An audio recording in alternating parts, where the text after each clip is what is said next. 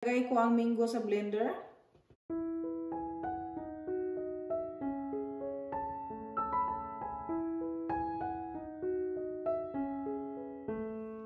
Ilagay ko na ang baking powder, white sugar, salt. I-mix lang natin.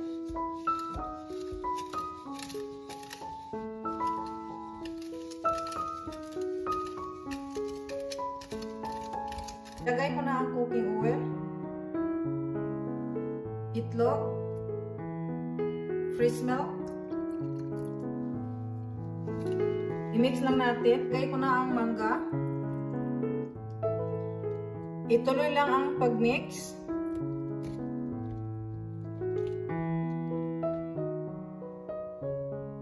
Kinuha ko na ang lalagyan.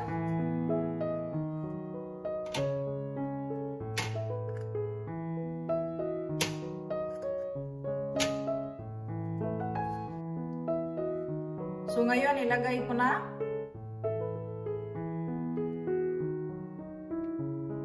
Huwag lang natin siyang punuin.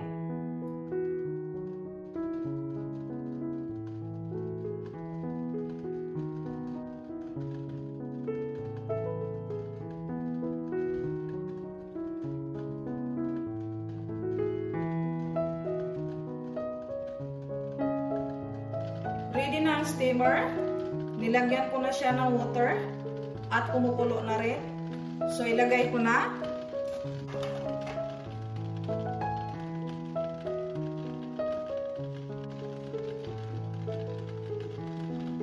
Takpan lang natin.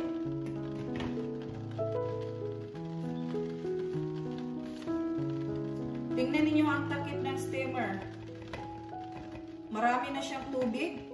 So, ang gagawin ko yan, pahiran ko lang siya ng malinis na towel para hindi mapunta yung tubig sa ating luto. Tapos, ibalik.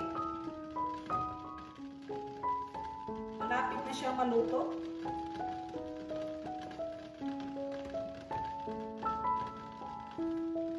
So, ngayon, i-check ko na kung luto na ba. Gagamitan tayo ng toothpick. Iganon lang natin. So, ilipat ko na.